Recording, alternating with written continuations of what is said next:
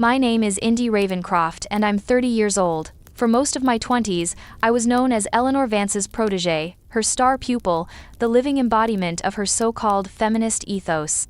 Now, I'm known for something else entirely. I'm the woman who stood on the grand stage at the annual Women in Leadership Summit, in front of 500 of the most powerful women in our industry, and burned my mentor's empire to the ground with nothing but the truth. It wasn't an act of impulse. It was a cold, calculated response to a devastating discovery. It was the only way to stop a predator who disguised herself as a savior. The core injustice, the moment the world tilted on its axis, happened on a Tuesday night.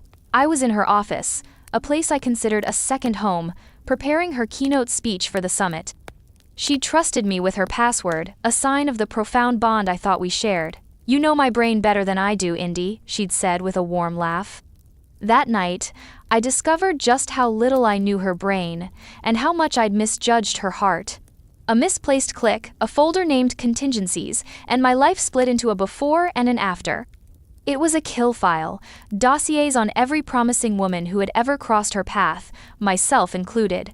It was a meticulously curated graveyard of ambition, and she was the sole gatekeeper. I'm telling you this story because betrayal of this magnitude leaves a scar that never fully fades, but it also teaches you a lesson you can't learn any other way. It teaches you how to fight back. Before we get into the firestorm, let me know where you're watching from tonight. I find comfort in knowing I'm not alone in this digital space. And if you've ever had your trust shattered by someone you looked up to, hit that like button. It means more than you know. And, of course, please subscribe so you don't miss what comes next. To understand the betrayal, you have to understand the myth of Eleanor Vance. She didn't just walk into a room, she commanded it. With her sharp silver bob, impeccably tailored suits, and a voice that could both soothe a frightened intern and eviscerate a cocky executive, she was a force of nature. Our company, a titan in the tech industry, treated her like royalty. She was our conscience, our proof that a woman could not only reach the top but could make it her mission to pull others up with her. Her official title was Chief Strategy Officer, but her unofficial role was the company's feminist icon. She'd launched the mentorship program, founded the Women in Leadership Summit, and had a quote about shattering ceilings with a stiletto heel that was plastered on company mugs. I drank from one every single morning. I met her when I was 23, a junior data analyst with a good brain and a bad haircut, drowning in a sea of identical male colleagues. I was smart, but I was invisible. Then, Eleanor gave a department-wide presentation. She spoke about innovation and disruption, but her eyes kept finding mine in the crowd of 200 people. I had asked a single, pointed question that challenged one of her assumptions.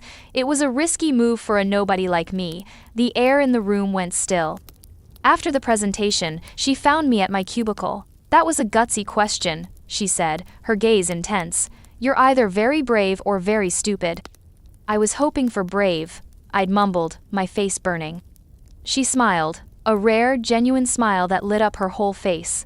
"I like brave. What's your name?" "Indy Ravencroft." "Well, Indy Ravencroft," she said, her voice dropping to a conspiratorial whisper. "I think you're being wasted here. Come work for me. I'll teach you how to be more than just brave. I'll teach you how to be powerful." It was like being chosen by a goddess.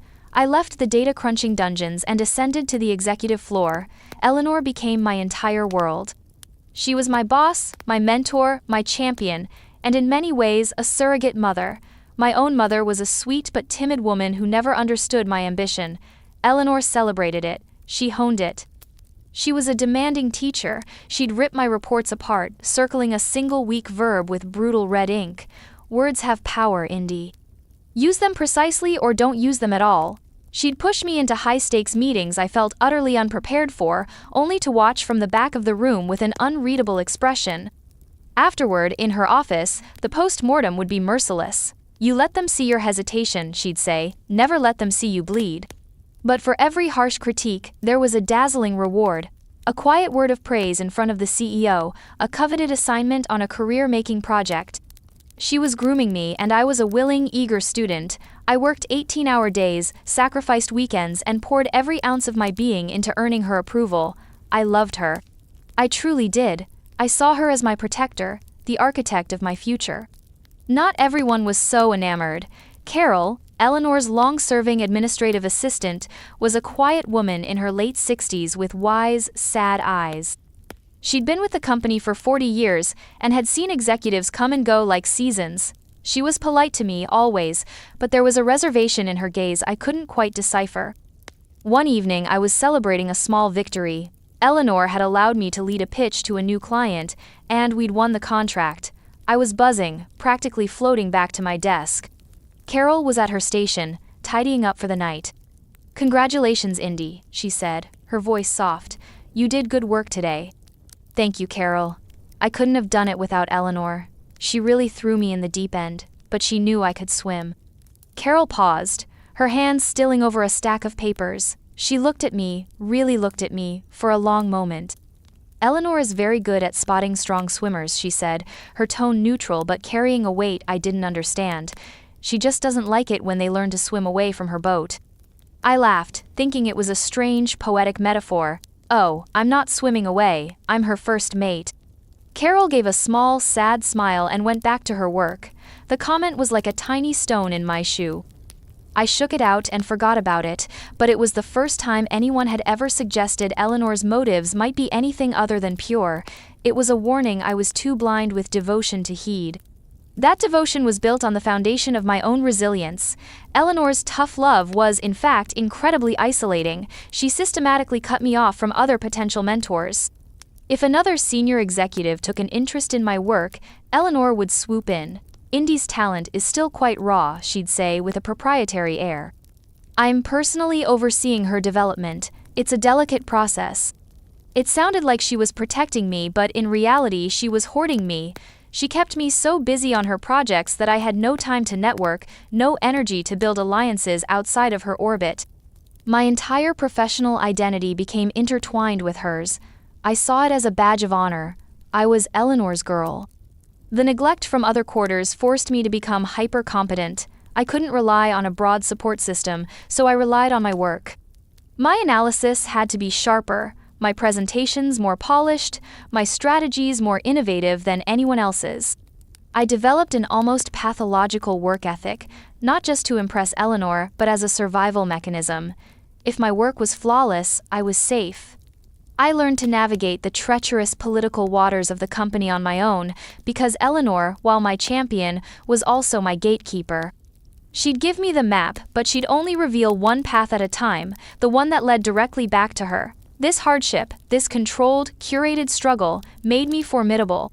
She was forging a weapon, never imagining that one day it would be pointed at her.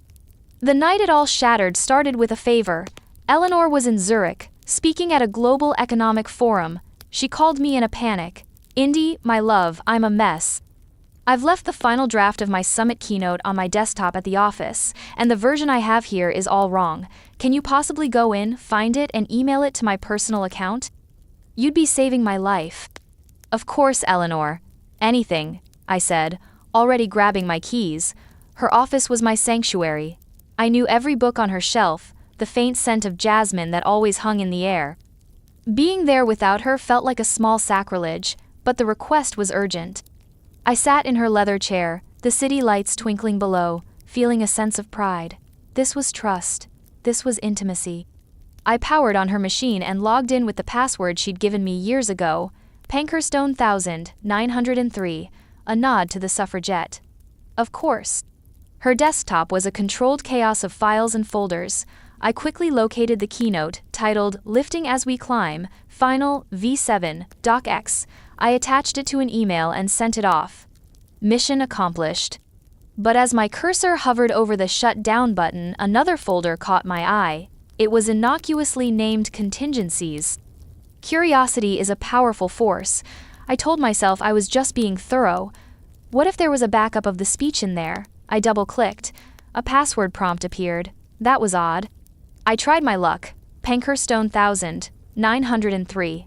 Access denied. I tried a few other variations, historical dates, names of feminist icons. Nothing. A flicker of Carol's words came back to me. She just doesn't like it when they learn to swim away from her boat. What was Eleanor hiding? I started thinking about her, not as my mentor, but as a strategist. What was her greatest weakness? Her vanity. Her cat, a fluffy Persian, was named Cleo. I typed Cleopatra. Access denied. Then I thought about her obsession with legacy. Her own. She'd once joked that her first major solo project, codenamed Project Chimera, was her real firstborn. I typed Chimera. The folder opened. My blood ran cold. It wasn't a backup. It was a digital archive of destruction. There were subfolders, each named after a woman in the company. Maria Sanchez, Priya Sharma, Catherine Miller. Dozens of names, and one folder that made my breath catch in my throat, Indy Ravencroft. My hand trembling, I clicked on Maria's folder first. Maria had been a brilliant marketing director, a rising star who had been on the fast track to VP. Then, about a year ago, she'd been abruptly forced out after a disastrous product launch. The official story was that she'd made a series of critical miscalculations. Eleanor had been a vocal supporter of her dismissal, expressing profound disappointment in a woman she'd once championed. Inside the folder was the truth. There were copies of emails I'd never seen, where Eleanor subtly altered key data points in reports that were being sent to Maria. There was a log of conversations where Eleanor had gone to the CEO and planted seeds of doubt about Maria's leadership. She'd orchestrated the entire failure, setting Maria up to take the fall for a strategy she herself had sabotaged. It was a masterpiece of corporate assassination. I clicked through the other folders, a wave of nausea washing over me. Each one told a similar story. A promising female engineer accused of stealing intellectual property with a witness who later admitted Eleanor had pressured them. A talented financial analyst who was denied a promotion based on a performance review that Eleanor had secretly rewritten to be brutally negative. It was a systemic psychopathic pattern of eliminating any woman who might one day rival her influence or, God forbid, outshine her. Finally, with a sense of dread that felt like a physical weight on my chest, I opened my own folder, Indy Ravencroft. It was all there. My entire career, documented from her perspective. The notes from our first meeting. Bright, ambitious, but naive. Highly malleable. Lacks a strong support network, making her dependent. Perfect candidate. Every project, every success, was catalogued not as a triumph, but as a calculated move on her chessboard. She'd steered me away from projects that would have given me exposure to other powerful executives. She'd praised me publicly but documented private concerns about my emotional stability and my lack of executive temperament in memos intended for a hidden HR file. She was building my career with one hand and writing the justification for my eventual disposal with the other. The plan was clear: build me up as her greatest success story, the ultimate validation of her mentorship, and then, when I became too powerful or too independent, she would have a ready-made narrative to tear me down. I wasn't her protégé. I was her masterpiece, a living trophy she intended to keep on her shelf forever, and shatter if I ever tried to leave. I felt the air leave my lungs. The grief was suffocating, a physical agony in my chest. 7 years of my life, of my devotion, had been a lie. The woman I had idolized, the person I had structured my entire adult life around, was a fraud, a monster hiding in plain sight. I leaned over her expensive mahogany desk and was violently sick in her wastepaper basket. The next day, I walked into the office like a ghost. The world had lost its color. Every smile, every good morning, felt like a betrayal. I saw Eleanor, just back from Zurich, holding court by the coffee machine. She saw me and her face lit up. "Indy, there's my lifesaver," she boomed, striding over to hug me. Her arms wrapped around me, and I had to fight every instinct in my body not to recoil. Her perfume, the one I used to associate with power and safety, now smelled like poison. The speech was perfect. "Thank you," she said, pulling back to look at me. Her brow furrowed. "Are you all right? You look pale." "Just a long night," I managed to say, my voice sounding hollow and distant to my own ears. I needed to know. I needed to hear it from her lips. I took a breath. "I was just thinking about Maria Sanchez the other day," I said, forcing a casual tone. "It's such a shame what happened. She had so much potential." Eleanor's expression shifted instantly. The warmth vanished, replaced by a mask of performative sympathy. "Ah yes, Maria," she sighed, shaking her head. "A tragic case. Some people just can't handle the pressure at this level. She had the ambition but not the constitution. A real glass jaw. It broke my heart to see her fail. The lie was so smooth, so practiced. There was not a flicker of guilt in her eyes, only a cold, clinical dismissal. That was it. That was the confirmation. She wasn't just a saboteur, she was a sociopath. She felt nothing. I walked away from her, a new feeling eclipsing the grief. Rage. A cold, hard, diamond, pure rage. My heart, which had felt shattered just hours before, was now hardening into a weapon. The pain was still there, but now it had a purpose. I went straight to Carol's desk. She looked up, and her placid expression faltered when she saw my face. She knew. I didn't have to say a word. "Come with me," I said, my voice low and steady. I led her to a small, empty conference room and closed the door. "You knew," I said. It wasn't a question. Carol didn't feign ignorance. She just nodded, her eyes full of a sorrow that seemed ancient. "I didn't know the specifics," she said softly. "But I've seen the pattern. For years, bright young women fly too close to the sun, and then their wings melt. And Eleanor is always the one holding the magnifying glass." "Why didn't you say anything?" The question was raw, accusatory. "To whom?" she asked, her voice cracking with a weary frustration. "She is a goddess in this company. They would have called me a bitter, jealous old woman and had me escorted out of the building. And she would have destroyed you sooner. I couldn't warn you directly, Indy. She watches everything. All I could do was watch you, and hope you were strong enough to see it for yourself eventually." Her words extinguished the last embers of my misplaced anger at her. She wasn't complicit, she was a helpless witness. "She has a file," I whispered. "She has files on all of them, on me." Carol's eyes widened, a flicker of fear crossing her face before it settled into grim resignation. "Of course she does." "I can't just quit," I said, the plan beginning to form in the cold furnace of my mind. "If I leave, she'll just destroy my reputation from afar. She'll do this to someone else, to the next bright, naive girl who asks a gutsy question in a meeting." I looked at Carol, my resolve crystallizing. She's built her entire brand on lifting women up. Her biggest stage is the Women in Leadership Summit. It's her coronation. She's giving the keynote.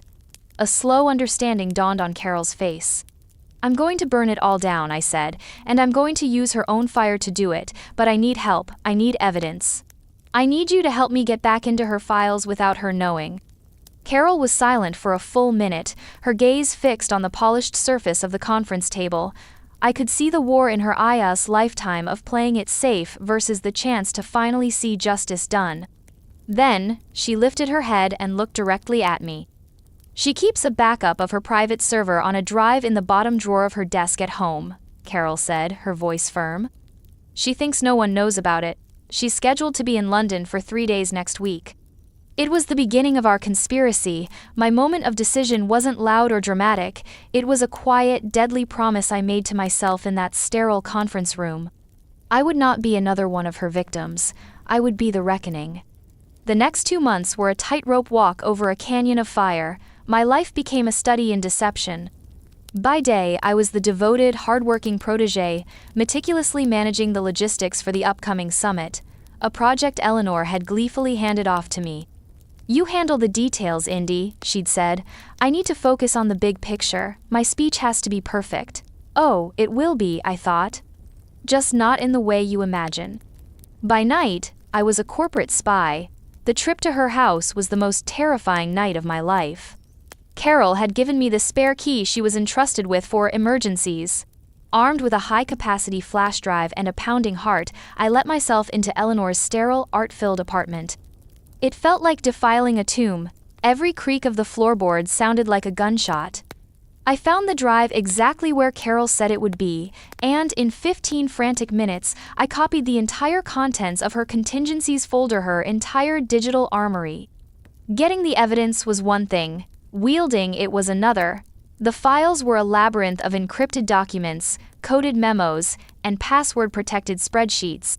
I spent my nights deciphering them, fueled by coffee and a righteous fury. I created a timeline for each woman she had targeted, cross-referencing emails with HR complaints and project logs. A clear, damning pattern emerged. It was methodical, patient, and utterly evil. While I was hunched over my laptop in my cramped apartment, piecing together this mosaic of treachery, Eleanor was gracing the cover of Apex Business magazine. The headline read, "Eleanor Vance, the woman who taught corporate America how to climb." The article was a hagiography filled with fawning quotes about her dedication to female empowerment. There was a photo of her in her office, smiling benevolently, the very same office where I had uncovered her sociopathy. The irony was so thick it was suffocating. I taped the magazine cover to my wall. It became my fuel. The greatest challenge was not the technical work, it was the human element. I couldn't do this alone. I needed the other victims to stand with me, even if only in spirit. I started reaching out, one by one. My first call was to Maria Sanchez. She was now working for a small startup in another state, a shadow of her former dynamic self. When I told her who I was, her voice went cold. "Eleanor's girl," she said, the words dripping with contempt. "What do you want?" "I know what she did to you, Maria," I said softly. "All of it. I have proof." There was a long silence on the other end of the line. Proof? I walked her through it. I read her excerpts from Eleanor's own notes, the email where she'd instructed a subordinate to muddy the waters on Maria's project data. I heard a sharp intake of breath, then a sob. The sound of a wound being ripped open again. "I knew it," she whispered, her voice thick with unshed tears. "I knew I wasn't crazy. She made me believe I was incompetent. She destroyed me." It took 3 more phone calls, but Maria eventually agreed to help. She was terrified, but the prospect of justice was a powerful lure. She became my first ally. Through her, I found others. Catherine Miller, the engineer accused of theft, had been fighting to clear her name for 2 years. Priya Sharma, the financial analyst, had left the industry altogether. We formed a secret network, a sisterhood forged in the fires of Eleanor's betrayal. We communicated through encrypted apps, holding clandestine video calls late at night. For the first time, these women realized they weren't isolated failures. They were soldiers wounded by the same sniper. Sharing their stories, they began to heal, and they began to get angry. Our first small victory came a month before the summit. A junior designer named Sarah was on the verge of being pushed out. Eleanor had targeted her, using her classic tactics, assigning her an impossible deadline and then complaining to management about her lack of commitment. Through our network, I got wind of it. I anonymously sent Sarah the key evidence of Eleanor's methods from a similar case, along with a piece of advice. Document everything. Forward every email to your personal account. Request a meeting with HR and the head of your department, but not with her. Emboldened, Sarah fought back. She presented a clear, undeniable record of the setup. The department head, a man who had always been wary of Eleanor's power, sided with Sarah. The complaint was dismissed and Sarah was transferred to a new team, out of Eleanor's reach. It was a minor skirmish, but for us, it was a battle won. It proved the fortress wasn't impregnable. A crack had appeared in the wall. It gave us the courage to plan for the final siege. The turning point came when I realized I needed a Trojan horse. Simply leaking the files to the press would be messy. Eleanor would spin it, claim she was hacked, that the documents were fabricated by jealous rivals. She was a master of narrative warfare. I had to confront her in a place where she had no control, in a forum so public and so symbolic that she couldn't escape the fallout. I had to get on that stage. I went to Eleanor with a proposal. "I've been thinking about the summit," I said, feigning earnestness. "Your keynote is the main event, of course. But what if, right after you speak, I give a shorter talk, a kind of case study, a personal testimonial about the power of your mentorship? It would be a tribute. A living example of your lifting as we climb philosophy." Her eyes lit up. Her ego, vast and insatiable, devoured the bait whole. A public tribute from her most successful creation, it was irresistible. "Indy, that's a brilliant idea," she purred. "A perfect harmony, the teacher and the student, the giant and the one who stands on her shoulders." "Exactly," I said, the words feeling like acid in my mouth. "I'll title it The Shoulders of Giants, a protégé's tribute." She was so blinded by her own narcissism that she not only agreed, she championed the idea. She went to the summit organizers herself and insisted I be given the prime slot immediately following her keynote. She was personally arranging her own execution. Just as the pieces were falling into place, a new complication arose, a new protégé. Her name was Chloe, a whip-smart, ambitious graduate barely a year out of college. I saw myself in her wide-eyed admiration for Eleanor, and it made my stomach churn. Eleanor started lavishing Chloe with attention, giving her the high-profile assignments that used to be mine. She was cultivating her next victim. At first, I felt a bitter sting of jealousy, a phantom limb of my old life aching, but then I saw an opportunity. Eleanor began to push me aside, to treat me with a patronizing fondness, like a beloved heirloom being put on a shelf. She was so focused on her new project and her upcoming coronation at the summit that she grew careless. One afternoon, Chloe came to my desk, her brow furrowed with worry. "Indy, can I ask you something?" she whispered, glancing nervously toward Eleanor's office. "I'm running point on the new mobile payment initiative, or I was. This morning, Eleanor told me the project was being deprioritized. She said my initial market analysis was flawed. But it wasn't. I checked it, the numbers are solid. She told me to hand all my research over to her, and that she would handle it from here." It was the exact move Eleanor had pulled on Catherine Miller 2 years earlier. I looked at this brilliant, worried young woman and I made a choice. I wasn't going to let her be the next casualty. "Chloe," I said, my voice low and serious. "What I'm about to tell you is going to be very difficult to hear, but you need to listen. Go home tonight. At 8 p.m. I'm going to send you a file. Read it, then we'll talk." That night, I sent her the complete dossier on the Catherine Miller case. The next morning, Chloe appeared at my desk, her face pale, her eyes wide with horror and disillusionment. "It's all true, isn't it?" she whispered. "Yes," I said. "Welcome to the resistance." She became our inside woman, our final, crucial piece of the puzzle. Eleanor, completely oblivious, continued to praise me for my summit planning and groom Chloe for a future she had no intention of letting her have. She was walking into a perfectly laid trap, surrounded by the ghosts of the women she'd wronged and the new generation she was trying to wrong. The summit was a week away. The schedule was printed. Her speech was titled, with breathtaking irony, "Lifting as We Climb."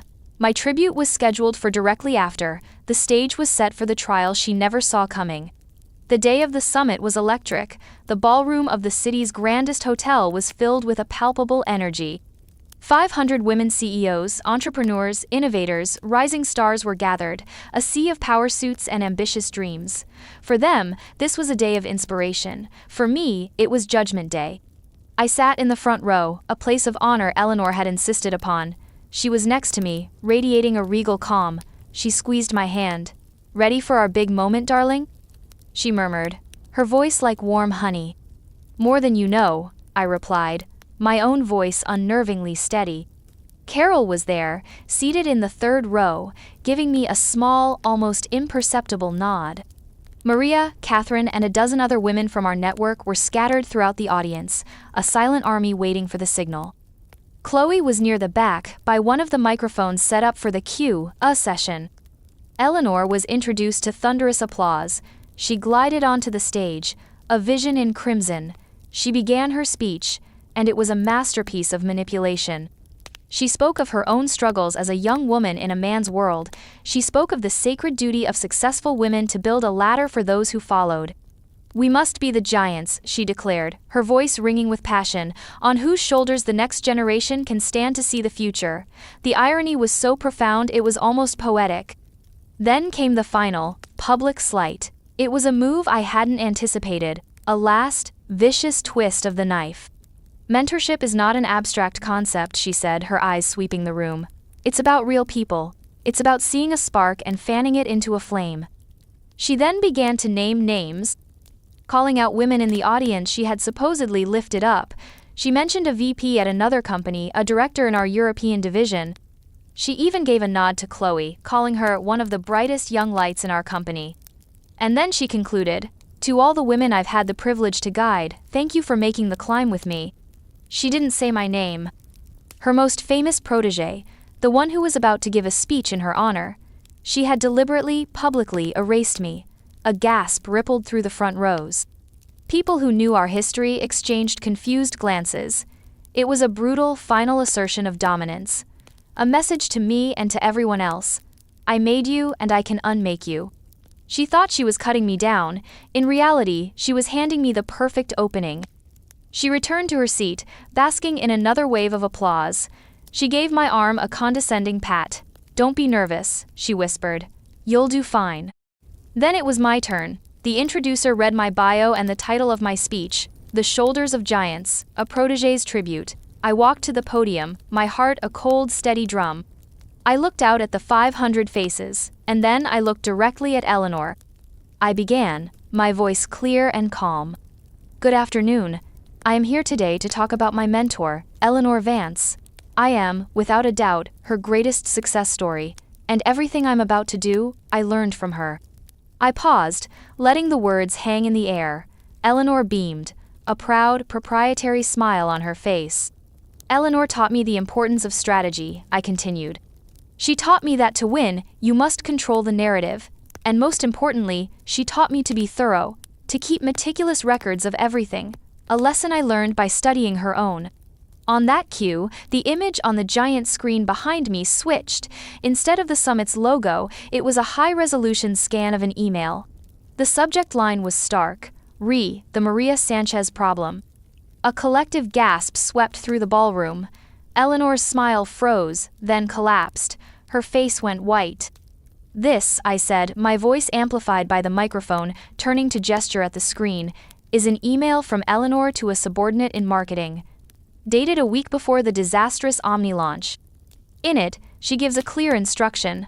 We need to muddy the waters on the initial polling data. Give Maria a version that looks optimistic. We need her to overcommit." I clicked the remote in my hand. The next slide appeared. It was a page from Eleanor's own private log, her handwriting, unmistakable. The entry read, "Maria is taking the bait. The board is already questioning her judgment. Her removal should be complete by end of Q3. "For years," I said, my voice ringing with a cold fury I no longer had to feign, "Eleanor Vance has built an empire on a lie. She preaches about lifting women up, while she has been systematically, secretly, and ruthlessly sabotaging any woman she perceives as a threat. Maria Sanchez was not a failure, she was a victim." Click. The next slide. A picture of Catherine Miller. Catherine Miller, one of our most brilliant engineers, had her career destroyed by a false accusation of intellectual property theft, an accusation orchestrated by Eleanor, who pressured a junior employee to lie. Click. A picture of Priya Sharma. Priya Sharma was denied a promotion she had earned based on this performance review, which we now know was secretly altered by Eleanor to paint her as incompetent. I took them through it, slide by slide, name by name. The dossiers, the fabricated complaints, the cold, sociopathic notes. It was a methodical, undeniable vivisection of her entire legacy, performed with the very precision she had taught me. The room was utterly silent, gripped by a horrified fascination. The only sound was the click of my remote and the steady cadence of my voice. Then came the final act. "You might think this was all in the past," I said, looking directly at the CEO who was sitting in the front row, his face a mask of disbelief and horror. "But this pattern continues. Right now there is a brilliant young woman in this company named Chloe, whom Eleanor is grooming for the same fate." On cue, from the back of the room, Chloe stepped up to the microphone. Her voice was trembling but clear. "It's true," she said. 2 weeks ago, Eleanor tried to sabotage my project and lied to me about my work. I have the emails to prove it." That was the breaking point. The dam of silence and fear burst. In the third row, Maria Sanchez stood up, then Catherine Miller, then a dozen other women, scattered across the room, rose to their feet. A silent, powerful army of the wronged, their faces etched with pain and vindication. They didn't say a word. They just stood, bearing witness. In that moment, Carol, the quiet administrative assistant who had seen it all, stood up from her seat. She walked slowly, deliberately, down the aisle and up the steps to the stage. In her hand, she held a single file folder. She placed it on the podium in front of me, a final, symbolic piece of evidence. It was Eleanor's personnel file. Carol looked at Eleanor, her eyes no longer sad, but filled with a quiet, steely triumph. Then she turned and stood beside me. The CEO, a man named Robert Hayes, rose to his feet. He looked from the screen, to the standing women, to the blood-drained face of Eleanor. He took the microphone from a stunned event organizer. His voice boomed through the speakers. In light of this deeply disturbing presentation, Eleanor Vance is suspended from all duties at Vance Industries, effective immediately, pending a full and independent investigation. He looked directly at me. Ms. Ravencroft, my office. First thing tomorrow morning. He didn't have to say another word. The spell was broken. A single person began to clap. Then another. And another. Within seconds, the entire ballroom, save for a few of Eleanor's petrified cronies, was on its feet, giving me a thunderous standing ovation. It wasn't just for me. It was for Maria, for Catherine, for every woman in that room who had ever been undermined, dismissed, or sabotaged. It was a roar of collective catharsis. I stood at the podium, flanked by Carol, watching as Eleanor Vance, the giant, the icon, was rendered utterly small. She was alone, isolated in a sea of condemnation. The power she had hoarded and abused for decades had evaporated in 10 minutes, her empire had crumbled, and I, her creation, stood vindicated in the ruins. In the aftermath, the company was plunged into a controlled chaos that felt more like a cleansing fire. Robert Hayes, the CEO, was true to his word. I was in his office the next morning, not as an employee, but as a key witness and a consultant. He put me in charge of leading the internal investigation alongside a team from an external law firm. It was a grim, exhausting process, unearthing the full extent of Eleanor's rot. But something beautiful grew from the ashes. The Women's Network, our secret group of allies, became a formal advisory council to the CEO. We were tasked with rebuilding the company's mentorship programs and implementing new systems of accountability to ensure that no one like Eleanor could ever flourish in the shadows again. Maria Sanchez was offered her old job back, with a promotion and back pay. She accepted. Catherine Miller's name was publicly cleared, and she received a substantial settlement. My new life began.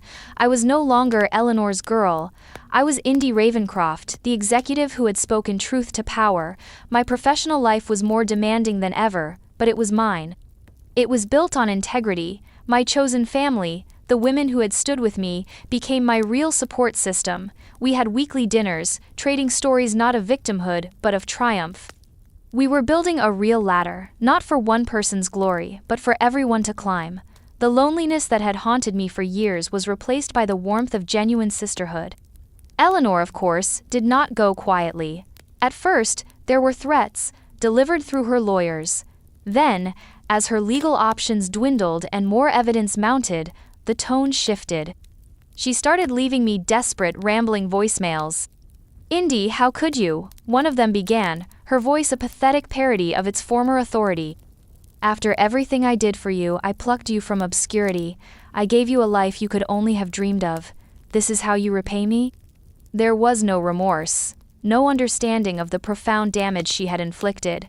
She wasn't sorry for what she had done, she was simply in mourning for her lost power, for the shattered reflection of herself.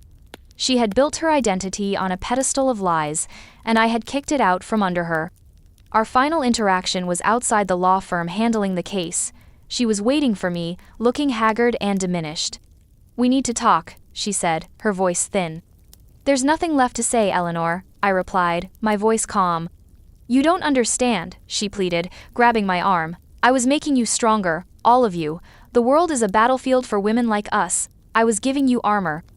I pulled my arm away, not with anger, but with a final, serene finality. "You weren't giving us armor, Eleanor. You were putting us in cages, and you called them castles. There's a difference." That was the last time I ever spoke to her. I established the ultimate boundary. I testified against her in the arbitration hearings. I made sure the company pursued every legal avenue.